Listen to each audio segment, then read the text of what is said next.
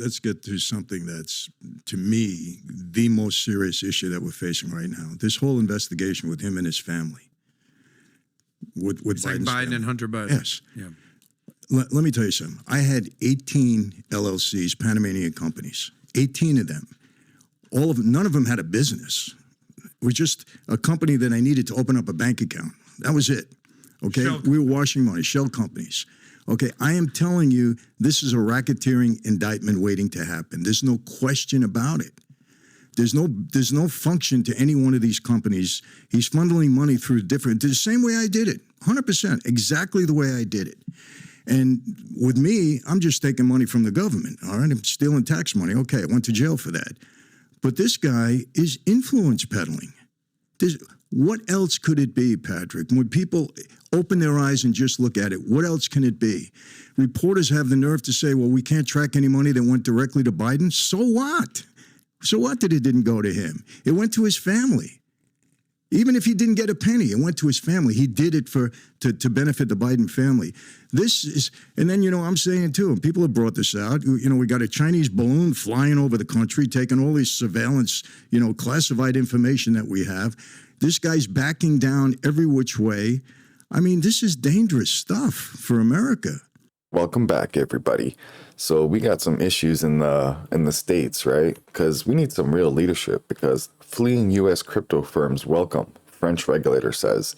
So we have a lot of business in the crypto industry leaving the West and going to other places. And with this going on as well, BRICS, quest for new world order, is increasingly appealing to disgruntled countries, ex-World Bank executive. So what do, right? I talk about this guy right here. Man, I'm really impressed. You need to get out and vote for him. Robert F. Kennedy Jr. Take a look at some of this guy's tweets. TSA is expanding the use of facial recognition, which he's against. Yesterday, President Biden announced Dr. Monica Berta whatever as his intended nominee for director of the NIH. Guess what? From 2015 to 2021, Barta whatever received more than 116 grants from Pfizer, totaling $290 million. Yep. Oh, and guess what else? The White House left the Pfizer connection out of its announcement. Like, this guy says the right things. Let's carry on here. Looks like not-for-profit hospitals made huge profits and asset gains during the pandemic while receiving $23 billion in federal aid. Where did the money go? According to this report, some went to their top executives, many whom take home more than $10 million a year. Yeah, hospitals are independent businesses, right? When you start looking into how doctors get incentives to put your kids into vaccination programs, you will not be impressed. In the book, The Deep State Encyclopedia, in the description below, in the pinned comments, check it out. You find out so much information. And hospitals were being paid for every patient that passed away that had COVID. Think about that. They got paid for every patient that got put on a ventilator. Think about that. So these private companies were getting paid extra. Do you remember all those videos, the whistleblowers, the nurses coming out and showing you how the system is not working and how it seems like they're doing it on purpose? All these nurses recorded their daily routines and they got fired. They got canceled, all for telling the truth, that it was all run the wrong way. This is not how you treat a pandemic in a hospital. And apparently they were getting paid for deaths and paid for people put on ventilators. Wow. This is our system, people. So that's why these big hospitals made a lot of money. Let's keep going. Russell Brand and I discussed the Ukraine war. Thanks for the conversation. Check that out. Russell Brand, wow, he's pretty cool. He's on the ball, that dude. According to The Intercept, the United States sells arms to 57% of all the world's autocratic countries. During the Cold War, we did that because at least these countries were anti-communist. Now, what is the excuse? Yeah, so Biden, he's got to go. I was deeply moved by Sammy Quiles, saga of gang life and incarceration. In the end, he was transformed, despite the prisons putting up obstacles to his efforts to educate himself and heal. Imagine if we conceived prisons as places of rehabilitation, not punishment. Yeah. Even your prisons are businesses, independent businesses. So that's why you see all these like little laws like marijuana and this and that. You go to jail for like 5 years for a joint. Wow. It's like they have business dealings around the world that these prisons are making appliances and making things like that, and they're selling them. The United States uses that labor, like what is it, 30 cents, 40 cents an hour?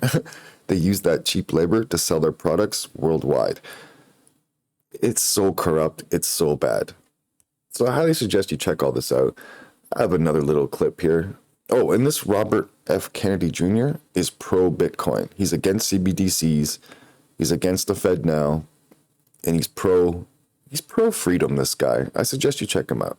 Here's another little clip you should check out. People are very aware, and if you're not, what the hell is your problem? If these people are saying these things and you have no clue, your head's in the sand. All right, everybody, check this clip out.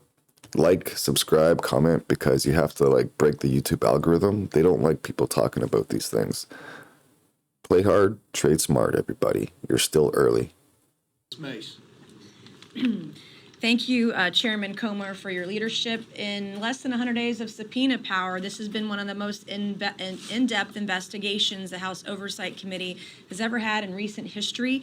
And I would hope that the media here today would put as much attention and interest and focus on this as they have a former president. For years, the left has said no one is above the law. Well, put your money where your mouth is and prove that, because the American people do not trust the federal government. They don't trust Congress. They don't even trust current presidents because of the kind of possible and alleged corruption that we see at every level of government, and no one is ever held to account. I try to call the balls and strikes regardless of whether or not you have an R or a D by your name. I've been accused, all of us have been, over this particular issue that we're conspiracy theorists. We're not. What we're proving to you today is showing you actual bank records, actual evidence of shell companies and businesses. There are more businesses and more Bidens involved than we knew of. You have to issue more subpoenas because every time we turn over a rock, there's more information. There's more possible corruption. There's more possible allegations that need to be investigated. This is what we know today. Money flowed from the Chinese Communist Party, aligned with individuals into American shell companies, and then that money was wired and transferred to Biden family members. This could be the most corrupt scheme in American politics, where a sitting vice president, where we saw members of his family, 9 members so far, there may be more, that were enriched from countries all over the world. And we're providing more information about Romania today. We know about China. We know that the president denied this during an election in 2020, continues to deny it to this day. And we want everyone held accountable if they have violated their oath of office. We shouldn't have folks that are in office that are betraying their oath of office. We shouldn't have people in office that are betraying their country. If they're paying loads of cash to their family members from adversaries of ours around the world, it's wrong, whether you have a Republican or a Democrat by your name. And we saw evidence of intentionally taking steps to hide the sources of money coming directly from China through a series of financial gymnastics. Joe Biden's political career was winding down at the time, and this was one of the Biden family's last chances to cash in on the name. We have evidence of Chairman Yi Jinping, who is believed to be affiliated with Chinese Communist Party intelligence organizations and has even been accused of gathering intel for Communist China. Yi started CEFC in China. His agent in America, Gong Wendong, which Andy Biggs mentioned earlier, formed CEFC Infrastructure Investment US on May 11th, 2017. On May 18th of 2017, Dong used one of his Chinese companies, Shanghuaxin, to fund CEFC infrastructure in an attempt to hide the source of the money. And you see this pattern repeated over and over and over again. On June 30th, 2017, Shanghai Huaxin sent $10 million from China to CEFC infrastructure. Then on August 4th, 2017, CEFC infrastructure wired $100,000 directly to Hunter Biden's own corporation, Owasco PC. Hunter's Owasco also received $500,000 from another entity affiliated with Yi, State Energy HK Limited. State Energy HK appears to be part of Yi's personal slush fund to potentially commit bribery and launder money. The Chinese Communist Party affiliated entities may have bought influence with the Bidens that they couldn't get otherwise, and obviously for good reason. These alleged layering schemes are repetitive. They knew what they were doing, they knew how to do it, and they did it multiple times all over the world. If it looks complicated and sounds complicated, it was intentionally made to be complicated so you could not follow the money. And what we're trying to do today is show you how to follow the money. The Committee of Oversight, we need to pursue the Chinese relationship with the Serbian politician Vuk Jeremic, who first attempted to introduce Yi to the Bidens in 2015. From August 2015 to June of 2016, State Energy HK paid Jeremic's company $3 million. When Jeremic ran for UN Security General, who did he turn to? It appears he turned to Hunter Biden. On June 16, 2016, Jeremic wrote to Hunter asking if he could meet with the Vice President's National Security Advisor, Colin Kahl, related to the elections for UN Security General. The meeting appears to have happened because on July 2, 2016, Jeremic informed Hunter that my meeting, quote, with Colin did not last very long, but it didn't go too bad, I think. What is suboptimal is that the Office of the Vice President seems to be outside the decision-making loop on the UN Security General elections issue. These people didn't come to Hunter Biden because he understood world politics or that he was experienced in it or that he understood Chinese businesses. They wanted him for the access his last name gave them. Access to the Chinese Communist Party they couldn't otherwise get.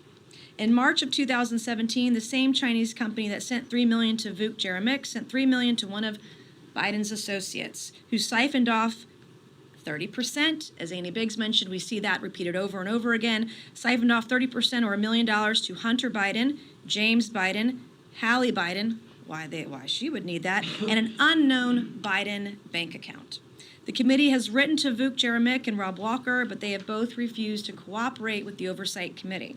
The Biden family needs to answer for this, and the DOJ needs to get off its ass and investigate. We've done the work for them so that they can't screw it up now. If these allegations, any of these allegations are proven true, then someone with the last name Biden needs to be charged, prosecuted, and maybe spend a little time in prison to take to account and responsible for the actions they've taken today. Also, as mentioned by the chairman, I want to thank you, the legislative priorities we have of our committee. This is not a witch hunt. This is not a conspiracy theory. If there are anti-corruption laws that need to be made stronger, we will also do that. And I appreciate your time today. Thank you, Mr. Chairman.